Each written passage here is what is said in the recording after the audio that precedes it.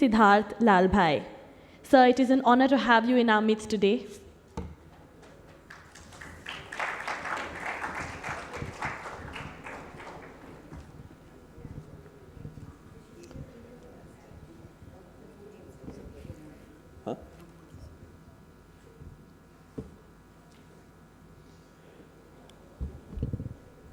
Dear students, fellow parents and professionals, ladies and gentlemen, this is the first time that I'm going to say a few words about my grandfather to an audience I'm meeting for the first time.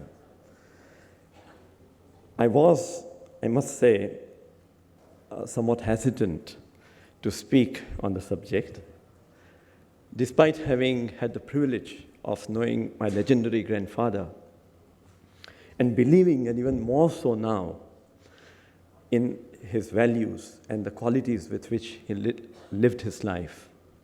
And this is because one of my spiritual teachers had mentioned to me that if you are going to speak on the basis of knowing and believing, you may at best, if at all, touch the minds of the audience or whoever you are speaking to.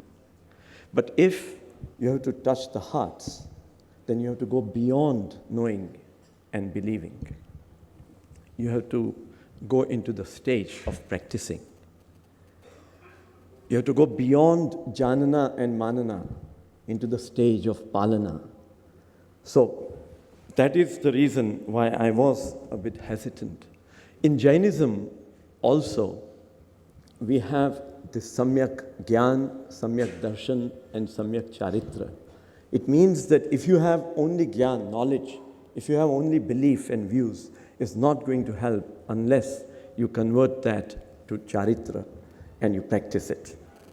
But I must say that I am delighted to be here as I find this program enriching, and it is really very well conceived. And it is thoughtful that we started this morning with a lecture on spirituality, or lectures on spirituality, because spirituality gives stillness, stability, and also strength to the mind to take the right decisions. If you have, our mind is like a sponge. If you put water, it has a limited capacity to absorb.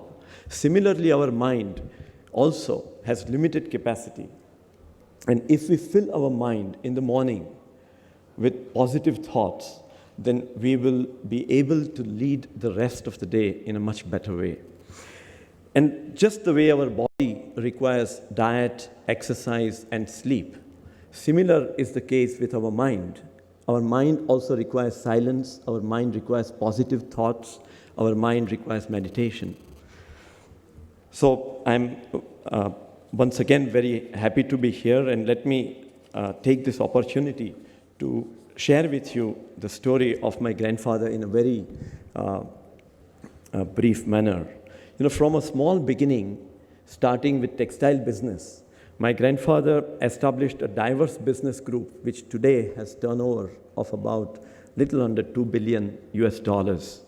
And after he established several of our textile mills, he established Atul Limited in 1947, exactly a month after India became independent.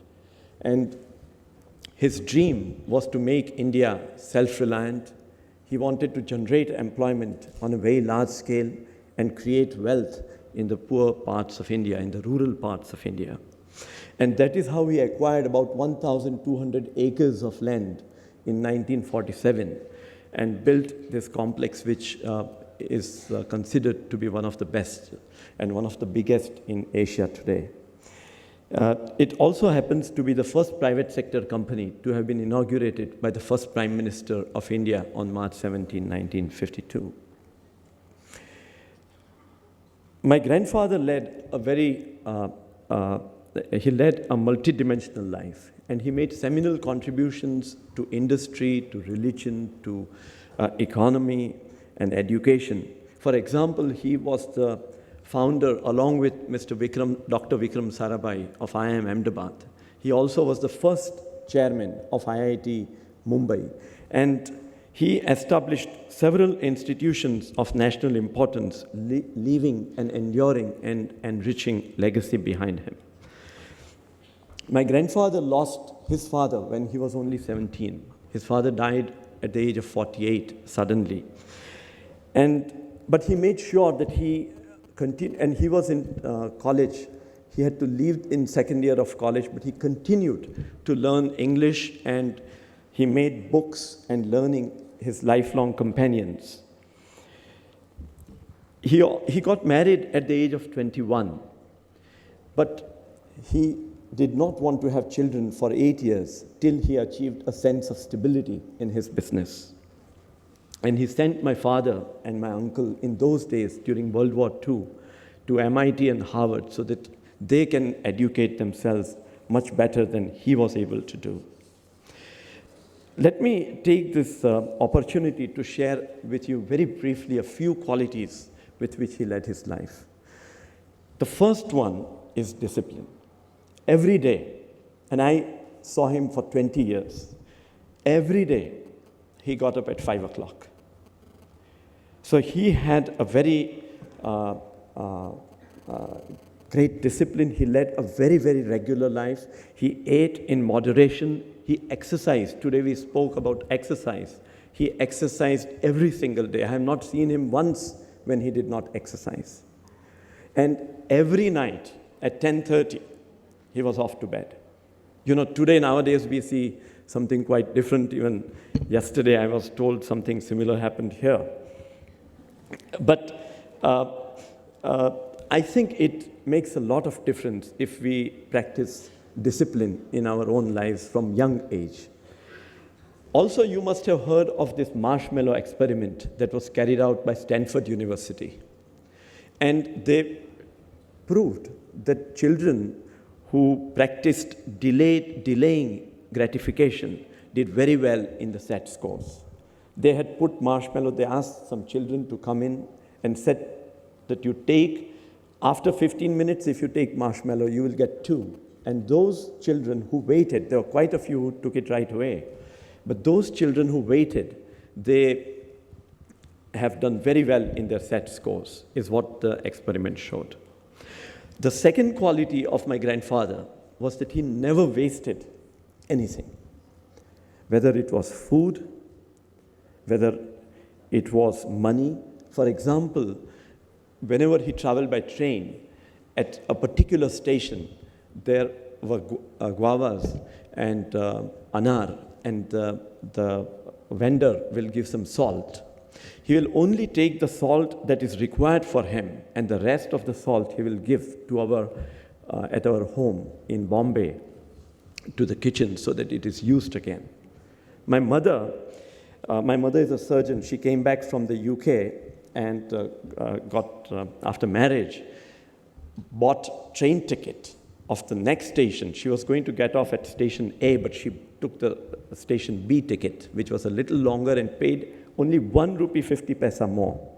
And my grandfather told her that this is not to waste money. So it was just a matter of 1 rupee 50 paisa. But still, he was extremely careful about money.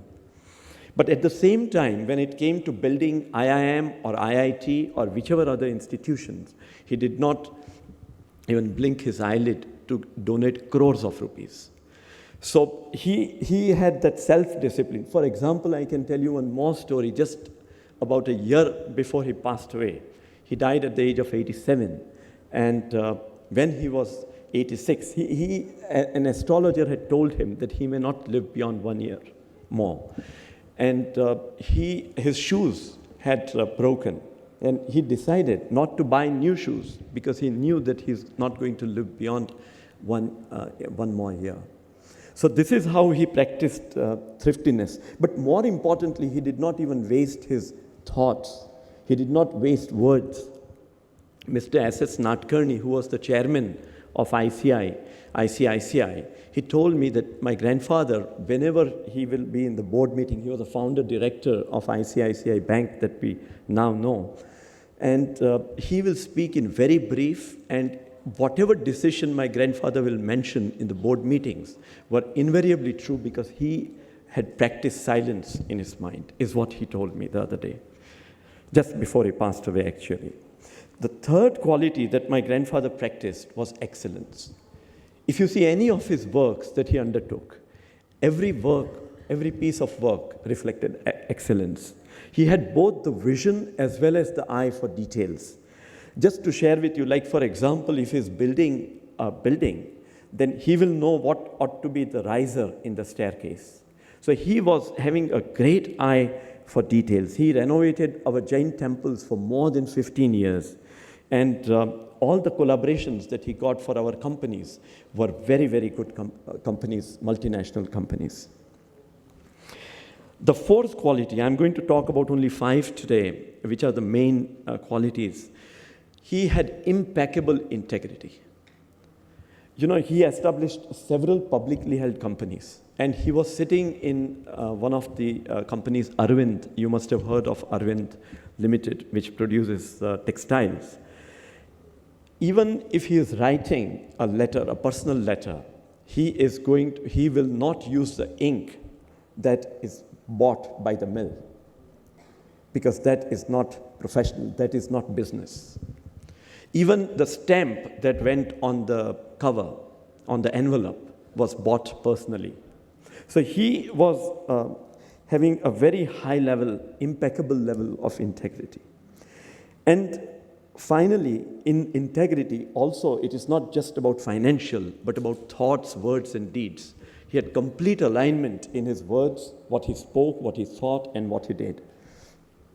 I am not sure if you are aware, but it is proven that if we speak something else and we are thinking something else, then our body produces toxins which are bad for our own body. So we have to be very careful that whatever we think, what we speak, and what we do, we need to have complete alignment in that. And the last one, that his life was beyond self. He did not think. He personally made sure that he lived a very, very simple life. If you opened his wardrobe, he had only 3 pairs of clothes, which lasted for 3 years. So he never spent on himself. I'm not sure if you're aware about this, but our mind, human mind, has 2 contradictory tendencies. One is that of acquisition, and the other is that of giving. And as we evolve, as we advance in our human evolution, the second tendency, the spirit of giving, takes predominance over the first tendency, that is of acquisition. And he belonged to that category. He had developed that kind of ability in him where giving was much more predominant than taking. And let me just close my talk today by putting 2 deities, and I'm sure particularly those who are from India will know. One is the deity of Saraswati, that is the goddess of knowledge, and the other is the deity of wealth, Lakshmi. Now, if you take the first one, many times we go after money, but first we have to go after knowledge. And I'm not sure if you are familiar with this deity, but the Saraswati, the deity of knowledge, is very symbolic. Sir, if you can take the previous one. The seat of Saraswati is lotus. And lotus has the ability to remain nirlep, remain detached, even though it grows in mud. And therefore, the disciple of Saraswati, the seeker of knowledge, will ensure that he may live or she may live in a materialistic world, but will not be materialistic himself or herself. Secondly, the vehicle is a swan. Swan is also very symbolic. Swan has the ability to separate milk from water, that is, separating good from bad. So anyone who's the disciple of Saraswati will make sure that he has that discretion, the ability to separate good from bad. Thirdly, if you see, in one hand there is book, and it shows that the disciple of Saraswati will be a lifelong learner, not be just bookish. I can tell you a story about my grandfather. He told me that once he was in the UK and he did not know a place where to go, so he asked a policeman. And since he was in a hurry, he went away. My grandfather was walking away, and the policeman called him back and said that you forgot to tell me sorry. You forgot to tell me thank you. And since that day, he was mentioning that he never forgot. So the disciple of Saraswati will be a lifelong learner. And because many times when we learn and we have knowledge, we become arrogant. And therefore, in the other hand, there is beads. That is mala. And that is signifying humility. So the disciple of Saraswati will be on the one hand very knowledgeable, but on the other hand, he will be extremely humble. And finally, in the two hands, there is veena, that is the musical instrument. So the disciple of Saraswati, wherever he will go, will bring accord, will bring harmony, will never bring discord. So this, in a way, reflected the personality of my grandfather. So I thought it is very apt. And Lakshmi, many times we misunderstand as money. But the goddess of knowledge, Lakshmi is not just, wealth is not just money. Money is one of the 8. In Jainism, we have 8 types of Lakshmis. So we have Dhana Lakshmi, we have Arogya Lakshmi. Arogya Lakshmi is the health, as we discussed a little while ago. Someone already mentioned that we have to be extremely regular about our physical being. Also, Graha Lakshmi, we must have peace at our home. We must be very affectionate with our fellow family members and other people. And also Yasha Lakshmi, we may get yash, we may get fame, but we must not get carried away with that. And then there are 4 internal ones. So if you are interested, you can, I'm sure if you go to any website, I did not want to take too much of time, but these 2 deities, if you leave it in your room, I think they will remind you of what they stand for. So thank you very much. I take this opportunity to be here. And thank you, Mr. Shiv Khemka, and Mrs. Gauri Ishwaran for inviting me here. And all the best to all of you. Thank you.